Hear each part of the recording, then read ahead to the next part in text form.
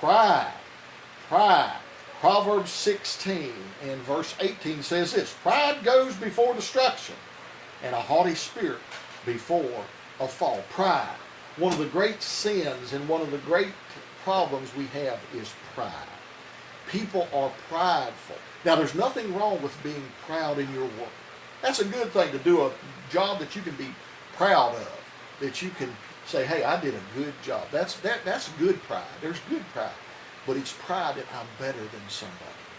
This is where we find racism, and we find all these things, classism, and a lot of different things that happen through pride. As a matter of fact, it even talks about Lucifer, who we call Satan, as it was his problem, pride. He says, I will ascend above the throne of God and do all these things and set myself above the Most High. Pride. And then he fell. We love it when prideful people fall, but here's the thing. We need to learn to be more humble in our lives. Pride is a terrible thing. We see pride in sports players. We see pride in a lot of politicians and in a lot of movement leaders and things today. Oh, they know better. They're smarter. They're better. They're all this.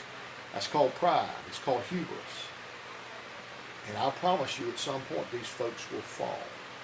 When you're prideful, when you set yourself up above others, when you try to be better than others and say that you are and make yourself out to be that way for whatever reason, I don't care what the reason is.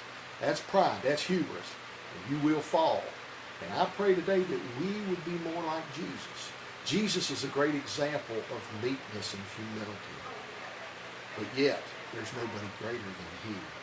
You don't have to be boastful and bashful, as we talked about a while back, to be strong.